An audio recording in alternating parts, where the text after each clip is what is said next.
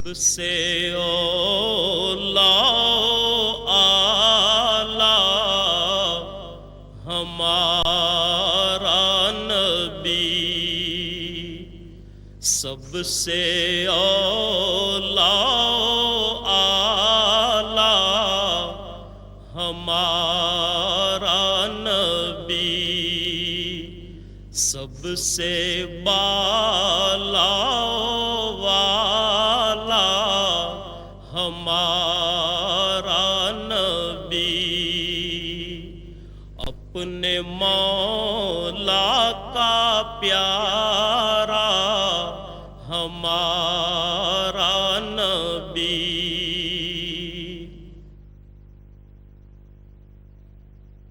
اللہ اکبر۔ مسجد کو اسلامی معاشرے میں بنیادی اہمیت حاصل ہے، جہاں عبادات کے علاوہ دیگر سماجی عوامل بھی انجام پاتے ہیں۔ قرآن کریم نے ان الفاظ میں مسجد کی اہمیت واضح کی ہے۔ اللہ کی مسجدوں کو وہی لوگ آباد کر سکتے ہیں جو اللہ اور روز آخر کو مانیں اور نماز قائم کریں، زکوٰۃ دیں اور اللہ کے سوا کسی سے نہ ڈریں۔ انہی سے یہ توقع ہے کہ سیدھی راہ چلیں گے۔ مکہ مکرمہ سے ہجرت کر کے حضور اکرم صلی اللہ علیہ وسلم حضرت ابو بکر صدیق رضی اللہ تعالیٰ عنہ کے ہمراہ اونٹنی پر سوار تشریف لائے۔ اونٹنی حضرت ابو ایوب انصاری رضی اللہ تعالیٰ عنہ کے مکان کے سامنے رکی۔ اس جگہ بقول حضرت انس رضی اللہ تعالیٰ عنہ آپ صلی اللہ علیہ وسلم نے نماز ادا کی اور اس کے فوری بعد آپ صلی اللہ علیہ وسلم نے وہاں مسجد تعمیر کرنے کا حکم دیا۔ رسول اللہ صلی اللہ علیہ وسلم نے وہ قطع زمین 2 یتیموں سے خرید لیا۔ کھجور کے پتوں اور تنوں سے تعمیر کی گئی 805 مربع میٹر کے مختصر رقبے پر واقع مسجد نبوی صلی اللہ علیہ وسلم تمام مساجد کے ڈیزائن کے لیے ایک مثال بن گئی۔ رسول اکرم صلی اللہ علیہ وسلم نے بنفس نفیس اس مسجد کی تعمیر میں حصہ لیا۔ اللہ تعالیٰ نے مسجد نبوی کو بلند مقام عطا فرمایا ہے، جہاں اس کی رحمتوں کی بارش ہوتی اور اس کے بندے ہمہ وقت اپنے رب کی عبادت میں مشغول رہتے ہیں۔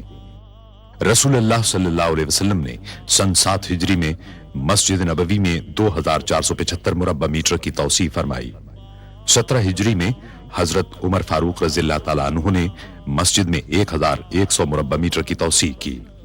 حضرت عثمان غنی رضی اللہ تعالیٰ عنہ نے 29 اور 30 ہجری کے دوران نہ صرف یہ کہ 496 مربع میٹر کی توسیع کی، بلکہ ساری عمارت میں منقش پتھر لگوائے اور ستونوں کو سیسے سے مضبوط کیا۔ مدینہ منورہ کے اس وقت کے گورنر حضرت عمر بن عبدالعزیز کو خلیفہ ولید بن عبد الملک نے ہدایت کی کہ مسجد کی پرانی عمارت کو گرا کر ازسر نو تعمیر کیا جائے اور اس میں 2369 مربع میٹر کی توسیع کے لیے اطراف کے مکانات خرید کر انہیں مسجد میں شامل کیا جائے۔ نئی عمارت 3 سال کی مدت میں 91 ہجری میں تیار ہوئی، جس میں گنبد اور 2 مینار شامل تھے اور دیواروں اور چھت پر طلائی کام اور نہایت عمدہ میناکاری تھی۔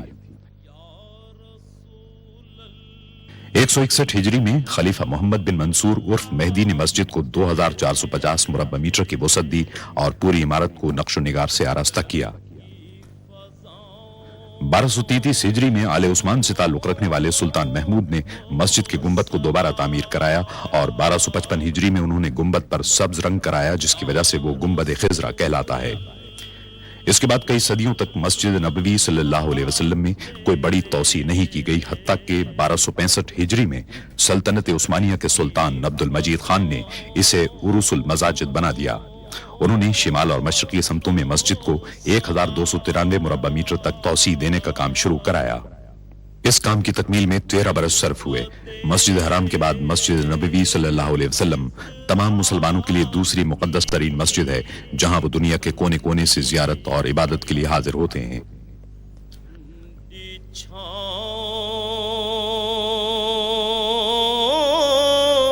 سلطان عبد المجید کے بعد مسجد میں کسی قسم کی توسیع یا تبدیلی نہیں کی جا سکی، اگرچہ یہاں آنے والوں کی تعداد میں مسلسل اضافہ ہوتا رہا۔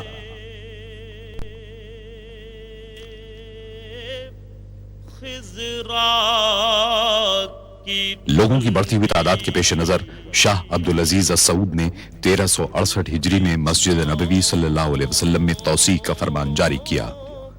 1370 हिजरी में उनके साहिबजादे और जानशीन शाह सऊद बिन अब्दुल अजीज ने तौसीक के काम का संग बुनियाद रखा। ये मस्जिद नबवी सल्लल्लाहु अलैहि वसल्लम में पहली सऊदी तौसी थी।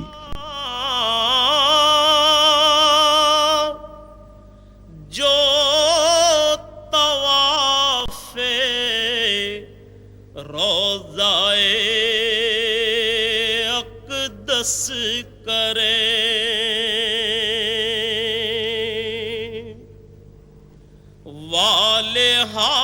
महदूद आलात और मशीनरी की किल्लत की वजह से ज्यादातर काम हाथ से ही करना पड़ा। मस्जिद नबवी सल्लल्लाहु अलैहि वसल्लम में तौसी की जरूरत इतनी शदीद थी कि यह मंसूबा 5 बरस में ही पाए तकमील को पहुंच गया।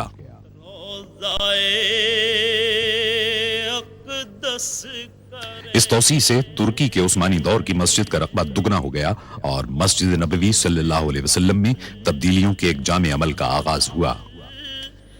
वजद करती उन हवाओं को सलाम। फजाई सफर का सिलसिला शुरू होने के बाद से आज़मीन हज और उम्र करने वालों की तादाद में तेजी से इजाफा शुरू हुआ। 1375 हिजरी में आज़मीन हज की तादाद 1 लाख थी, जो 1390 हिजरी में 10 लाख हुई और उसके बाद के अशरे में 20 लाख तक जा पहुंची। बाज माहिरीन की पेशगोई है कि आइंदा अशरे में आज़मीन हज की तादाद 50 लाख हो जाएगी। 1393 हिजरी में शाह फैसल ने आज़मीन हज की बढ़ती हुई तादाद के पेश नजर शेड तामीर कराने का हुक्म दिया, ताहम इसका मुस्तकिल हल तलाश किया जाना अभी बाकी था। जो मदीने के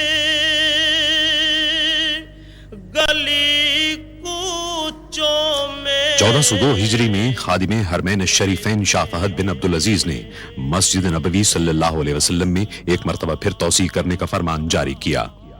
खादिम हरमैन शरीफैन की जाती निगरानी में 3 साल के मुताले और जायजे के बाद मस्जिद की तौसी का नक्शा तैयार कर लिया गया, जिसके नतीजे में मस्जिद को उसके मौजूदा रकबे के मुकाबले में 5 गुना तौसी देना था और रसूलुल्लाह सल्लल्लाहु अलैहि वसल्लम के दौर की मस्जिद के मुकाबले में इसकी तौसी 100 गुना थी। उन फकीरों 9 सफर 1405 हिजरी को खादिम हरमैन शरीफैन ने इस अजीमुशान तौसी मंसूबे का संग बुनियाद रखा।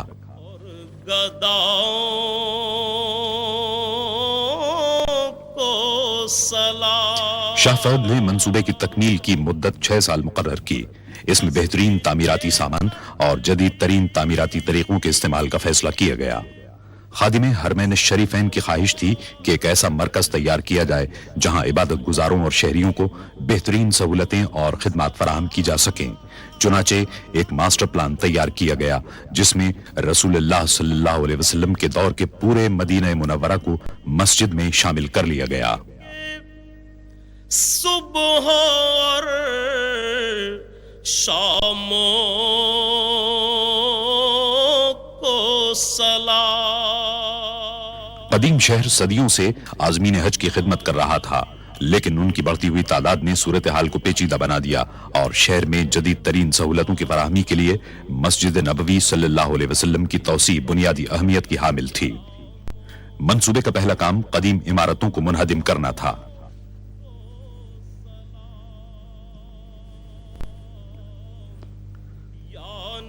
मुनहदिम करने का तमाम काम धमाका खेज मवाद के इस्तेमाल के बगैर ही मुकम्मल कर लिया गया। मिट्टी से बनाए गए रिवायती मकान आसानी से गिरा लिए गए, लेकिन कंक्रीट से तामीर की गई जदीद इमारतों को मुनहदिम करने का काम कहीं ज्यादा मुश्किल और खतरनाक था। इसका हल इंजीनियरों ने यह निकाला कि ऐसी इमारतों की बुनियादों को एक खास हद तक कमजोर कर दिया जाए, जिसके बाद उन्हें गिराना मुश्किल नहीं रहा।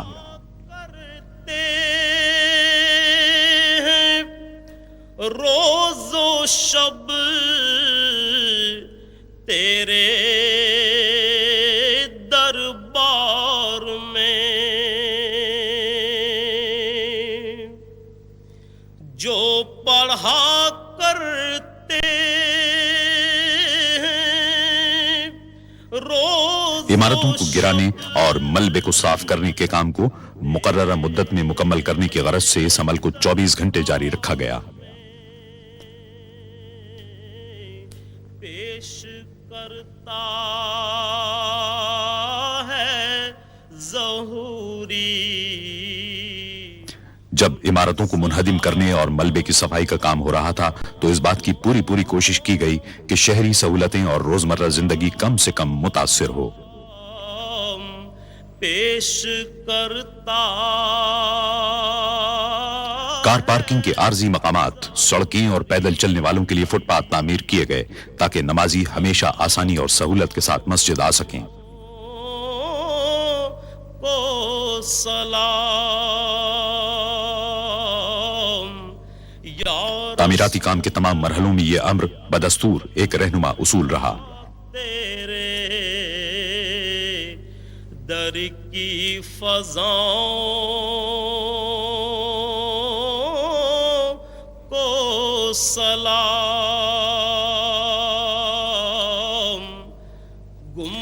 17 محرم الحرام 1406 ہجری کو مسجد کی توسیع کے لیے بنیادوں کی کھدائی کے ساتھ ہی تعمیراتی کام کا آغاز ہو گیا۔ مسجد کے ارد گرد کا علاقہ صحرائی ریت کا ہونے کے باعث غیر مستحکم تھا اور عظیم الشان ڈھانچے کو سنبھالنے کے لیے بنیادوں کی تعمیر کی جدید ترین ٹیکنالوجی کی ضرورت تھی۔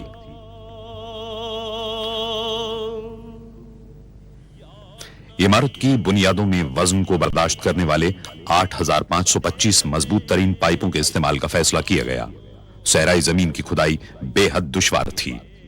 بعض اوقات ٹھوس پتھریلی زمین تک پہنچنے کے لیے 54 میٹر تک کھدائی کرنا پڑی۔ تعمیراتی انجینئروں اور سروے کرنے والوں نے پوری منصوبہ بندی اور یکسوئی کے ساتھ اس کام کو انجام دیا۔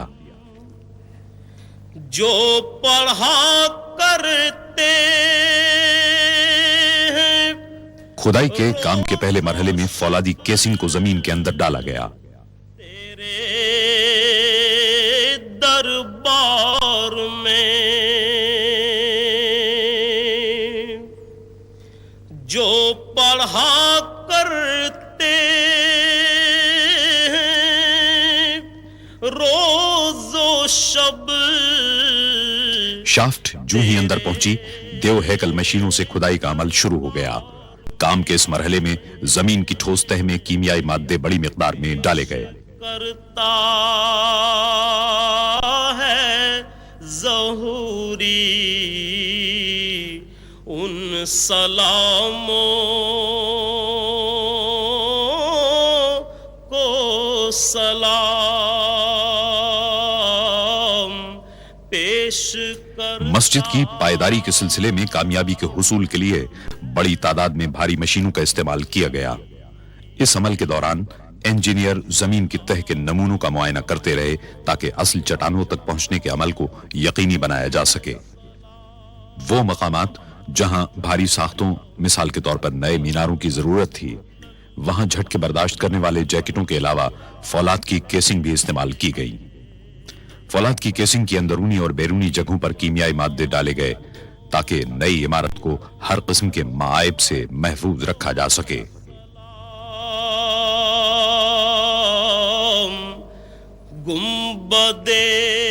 انتہائی مضبوط فولاد سے 12 میٹر طویل بیلن کی شکل کے پنجرے بنائے گئے۔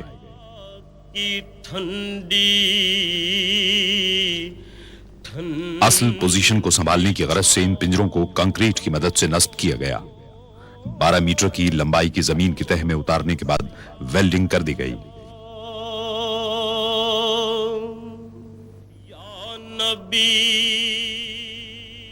قریب ہی واقع ایک پلانٹ میں 1 لاکھ مکعب میٹر کا کنکریٹ تیار کرنے کا عمل جاری تھا۔ توسیع منصوبے کے دوران ہر مرحلے کی مناسب انداز میں رہنمائی کی گئی۔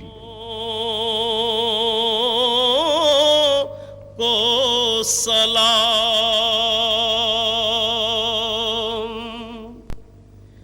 جو پڑھا کرتے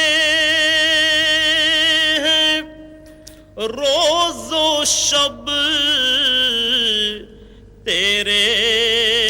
کنکریٹ کے معیار کی تصدیق کے لیے ستونوں میں الٹراسونک سینسر کا استعمال کیا گیا۔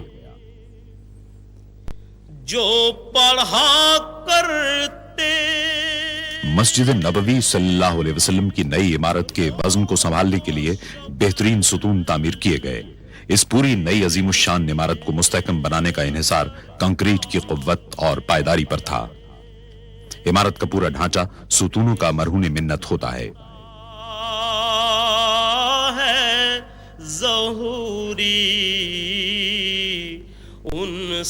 اس ہال کی بنیاد میں کنکریٹ کے مقابلے میں فولاد کا استعمال زیادہ کیا گیا ہے تاکہ اس عظیم الشان ڈھانچے کو بے حد مضبوط بنایا جا سکے. پیش کرتا تہخانے اور ستون کے لیے سریوں سے تیار کیے گئے اہم پنجروں کو بنیادوں سے اٹھائے گئے فولادی ٹاور کے ساتھ ویلڈ کر دیا گیا. کو سلام یا رسول اللہ. تعمیراتی کارکن دن میں 5 مرتبہ اپنا کام عارضی طور پر روک دیتے اور دیگر افراد کے ساتھ مسجد میں نمازیں ادا کرتے. نہ صرف یہ کہ پورے تعمیراتی کام کے دوران مسجد میں لوگوں کی آمد و رفت کی سہولت برقرار رکھی گئی بلکہ جب بھی ممکن ہوا زیر تعمیر عمارت نمازیوں کے لیے فراہم کی گئی. بدے خضرا کی ٹھنڈی 5 شعبان 1409 ہجری کو مسجد نبوی صلی اللہ علیہ وسلم کے توسیع شدہ مغربی حصے میں فرش کی بھرائی کا کام انجام پایا. آس پاس کی عمارتوں کو منہدم کرنے کے کام کے آغاز کے 4 سال بعد بنیادیں پوری طرح مستحکم ہو چکی تھیں اور پرشکو عمارتی ڈھانچے کے کام کے لیے بنیادی تیاریاں مکمل کی جا چکی تھیں. اس عظیم الشان تعمیراتی کام کے دوران آخر کار تعمیر کا پہلا مرحلہ مکمل کر لیا گیا اور اس مرحلے کی تکمیل کے دوسرے دن باران رحمت مدینہ منورہ میں ہوئی. مسجد نبوی صلی اللہ علیہ وسلم کی توسیع کا ڈیزائن مصر کے ماہر تعمیرات ڈاکٹر محمد کمال اسماعیل نے تیار کیا ہے. مختلف رنگوں کے پتھروں کو آرائش کے لیے استعمال کیا گیا. اتنے عظیم الشان منصوبے کے لیے مناسب تعداد میں پتھروں کی فراہمی کی غرض سے اگر روایتی طریقے اختیار کیے جاتے تو 15 سال صرف ہوتے. تعمیراتی شیڈیول کے مطابق ایک ایسا میکانیکی طریقہ درکار تھا جس کی بدولت پتھر 2 سال کے اندر دستیاب ہو جائیں. یا رسول اللہ. اس ضرورت کو پورا کرنے کی غرض سے تعمیراتی مقام سے 20 کلومیٹر دور دنیا میں مصنوعی پتھروں کی سب سے بڑی فیکٹری قائم کی گئی. کی فضاؤں کو سلام. پورے سعودی عرب سے مختلف رنگوں کے پتھروں کو حاصل کر کے انہیں توڑا گیا اور انہیں ایک خاص عمل کے ذریعے سیمنٹ میں شامل کیا گیا. تعمیراتی کام کے لیے متعدد اقسام کے پتھروں کی ضرورت تھی. بعض پتھروں کو نصب کرنے کے لیے 1 سے زائد مرتبہ کاٹنا پڑا. آمیزے کو پوری طرح یکجا کرنے اور ہوا کے بلبلے ختم کرنے کے لیے بے حد احتیاط سے کام لیا گیا.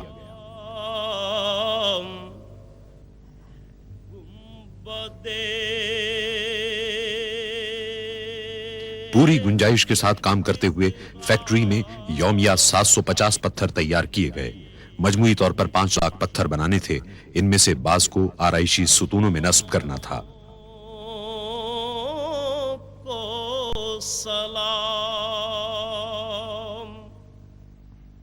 ماہر کاریگر جپسم پر نقش و نگار کندہ کرتے رہے. نقش و نگار کو نیگیٹو انداز میں کندہ کیا گیا تاکہ پتھر پر ان کا اصل نقش تیار ہو سکے. جو طواف روضائے اقدس کرے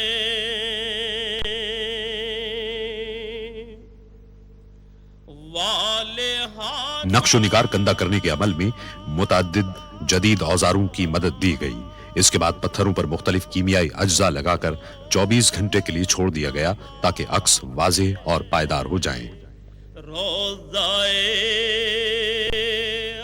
پتھروں کی اتنی احتیاط اور مہارت کے ساتھ تیاری نے توسیع شدہ حصے کو فن تعمیر کا ایک شاہکار بنا دیا جس کی بدولت پوری عمارت دیکھنے سے تعلق رکھتی ہے. وجد کرتی ان ہواؤں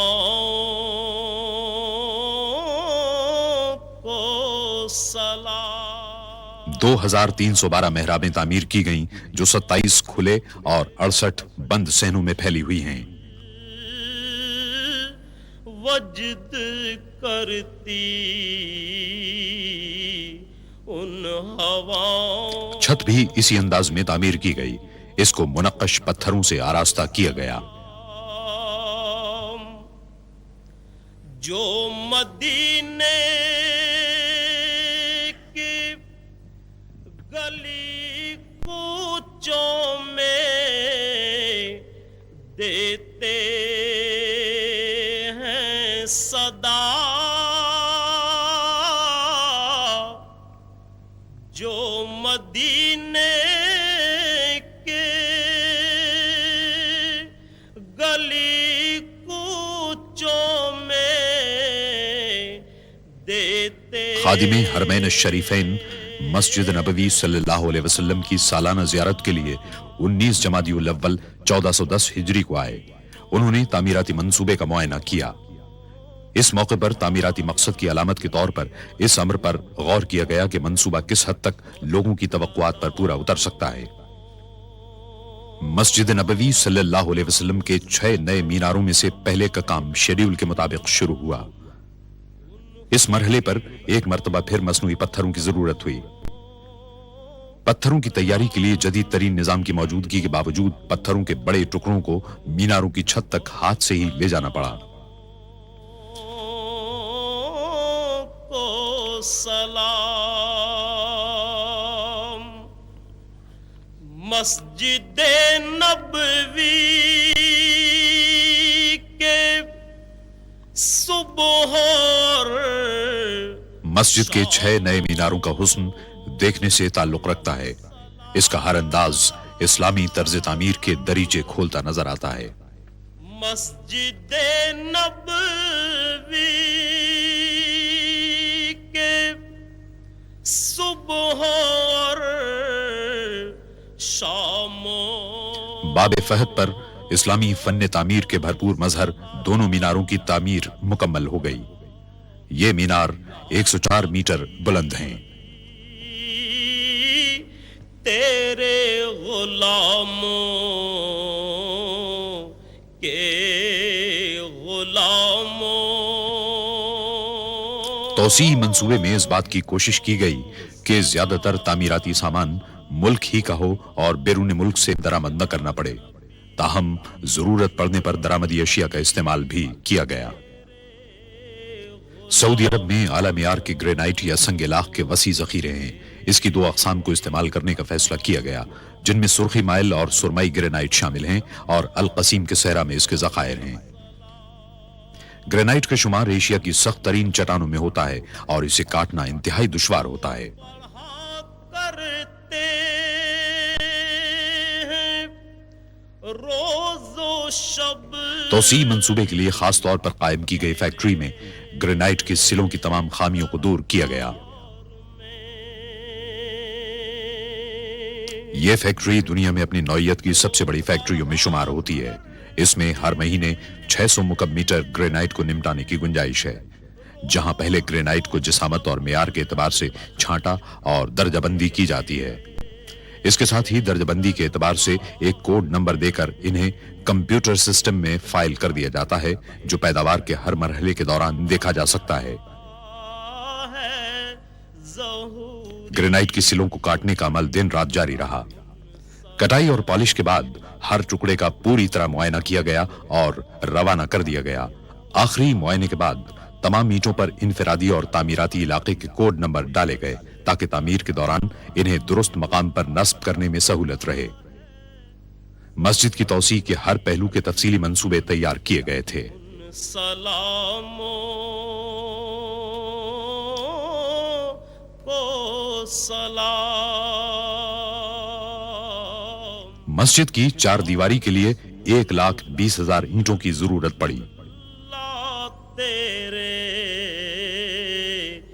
در کی فضاؤں کو سلام۔ گنبدِ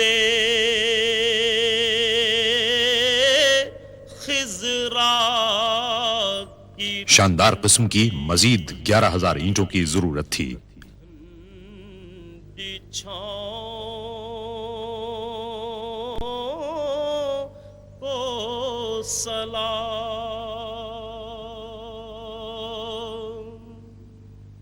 ये इटली, स्पेन, पुर्तगाल और यूनान के पायदार संगमरमर थे। नाजुक बदनीरा बदनीरा बदनीरा बदनीरा बुलबुल ज़तो आमुख्ता। फर्श में मुतअद्दिद मुख्तलिफ तर्ज इस्तेमाल किए गए। इंतहाई जदीद तरीन कंप्यूटर सॉफ्टवेयर ने हतमी डिजाइनों की तैयारी में मदद दी। एक मखसूस तर्ज को शाही डिजाइन कहा जाता है। जमीनी मंजिल की तैयारी का काम टाइलों को जमीन पर बिछाकर और सीमेंट से जोड़कर अंजाम पाया ताकि संगमरमर का फर्श मुस्तकिल तौर पर कायम रह सके।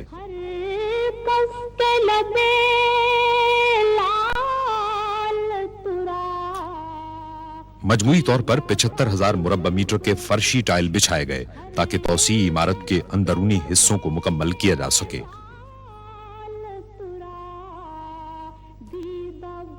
इटली के संगमरमर को फर्शी तर्ज के मुताबिक काटा गया, जो उन 6 मॉडलों में शामिल था जिन्हें आराइशी मकासद के लिए इस्तेमाल किया गया है।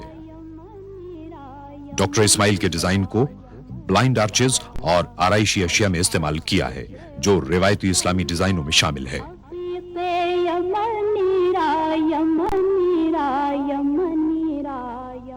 असल काम बोल्ट को मेटल ब्रैकेट में जोड़ने का था। टुकड़ों को आपस में मिलाने की गरज से अलग अलग तैयार किया गया। बदनीरा बदनीरा बदनीरा बुलबुल ज़तो खत्ताती के नमूनों को स्कर्टिंग के ऊपर नस्ब करने पर ज्यादा तवज्जो दी गई। यह भी इस्लामी मसाजिद के फन तामीर का एक अहम जुज़्व है। आयात कुरानी को एक माहिर खत्तात ने टिन प्लेट पर मुंतखब किया, फिर उनकी ट्रेसिंग की गई। आयात कुरानी के लिए संगमरमर को मुंतखब किया गया, उसे पॉलिश किया गया और असल सूरत में काटा गया।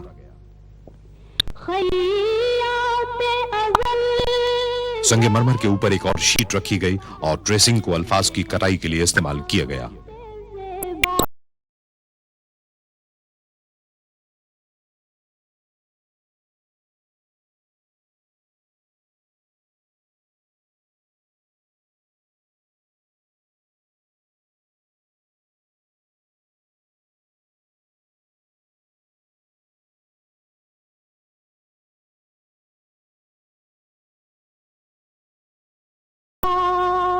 दर कद्दे तो ई जामे सर्वे चमनीरा चमनीरा चमनीरा चमनीरा। फिर हर पैनल को सैंड ब्लास्ट किया गया।